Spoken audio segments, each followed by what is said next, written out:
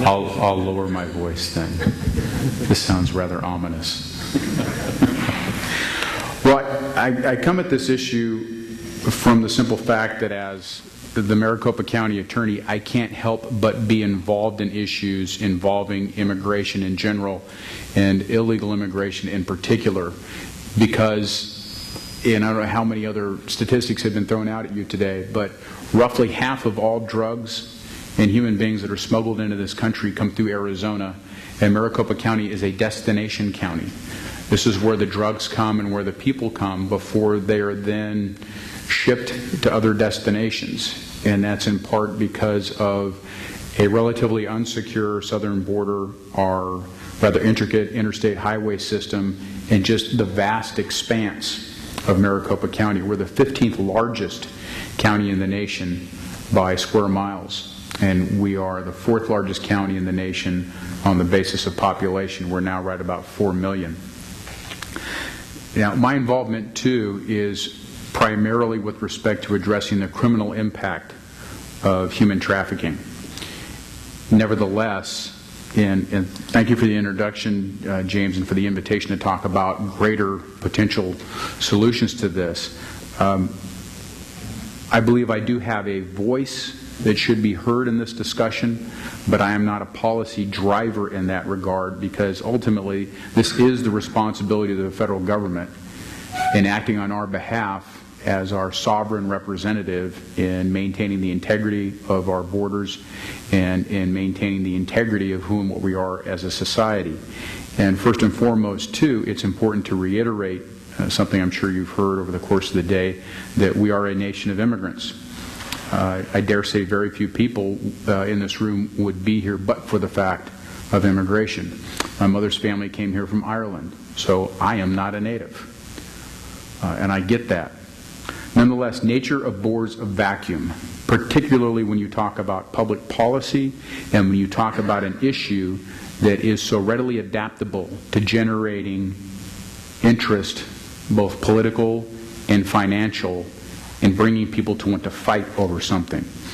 Now, I'm not here today to pander to any rhetoric or to any particular ethnic or racial group. So if you were looking for a rhetorical or xenophobic defense of laws against immigration in general, you're going to be sorely disappointed. I believe we've got to have an immigration policy and an immigration system within this nation that takes into account something that I think we've always wanted to have when it comes to immigration within our country. And that's, first, we want to know who is here, who is coming into our country. We have a right to know that as a nation because we are a sovereign nation. We have an inherent need to know that because of national security concerns. And we also want to make sure that we don't forget, as Fernando mentioned earlier, that there's a need to cut down on the number of people who are dying in the Sonoran Desert trying to enter this country illegally. I see that as an important human rights component that often does not get factored into the discussion. Woe to a nation that wants to get by on cheap labor at the expense of human lives. I don't want to be part of a system like that. Next, we also want to make sure that we're meeting business needs for workers. That is sort of the practical desire for having a sound immigration system. And going back over the centuries in this nation, some of the largest influx of immigrants over time has been recruiting particular ethnic groups to do particular work. And then lastly, we certainly want to make sure that we're incorporating the best and brightest who seek to be part of what I firmly believe is this world's last best hope for freedom. And bringing people here who want to be a part of that, all are welcome. Again, we just get back to the point, how do we welcome them and how does that happen? The current administration has been incredibly disappointing for many people on both sides of this issue. For those who believe that the rule of law component to dealing with our current issues with immigration has not been upheld, the most recent announcement by the administration and their deportation policies has sent the exact wrong message. You want to talk about feeding xenophobic rhetoric? They just handed it up on a platter. And instead, in many ways, I see it as just pandering for votes in the next election, which doesn't help address the issue either. Ultimately, in looking at solutions, they have to be based on the rule of law. That's how they can be applied consistently and fairly to everyone, regardless of a country of origin. They have to be based on objective data, instead of leaving in place the different quotas that we have, which are based on, at best, a loose understanding of where people were immigrating from in the past. And then there has to be a reasonable expectation for people who are following a legal process that they can obtain legal residency or citizenship.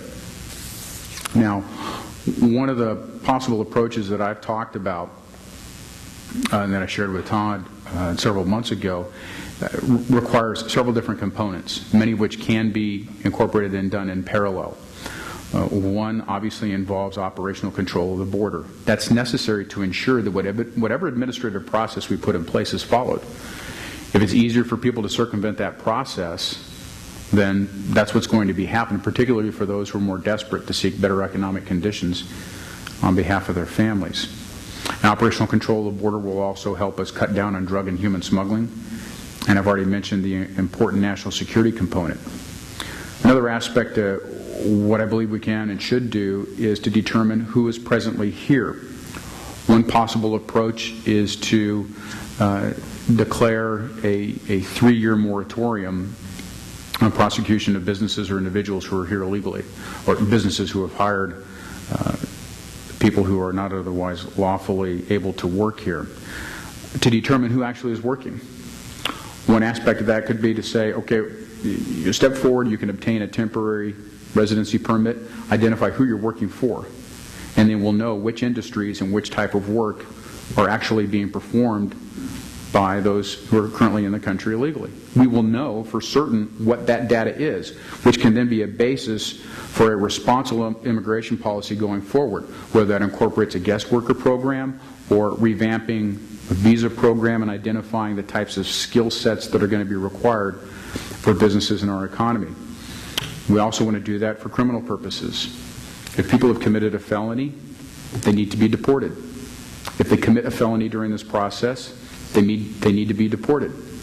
We want everyone, again, to be focused on being law-abiding and being contributing people to our society. And then we'll be able to determine who's then eligible to remain at the end of those 3 years, looking at those who are continuing to work to demonstrate an ongoing need for a particular skill set or an industry. And then at that point in time, if you want to continue to work here in the United States, give them a long-term residency permit. Allow them to remain and continue to work here. Then businesses will have to pay up for the back payroll taxes, and that'll be a penalty for them.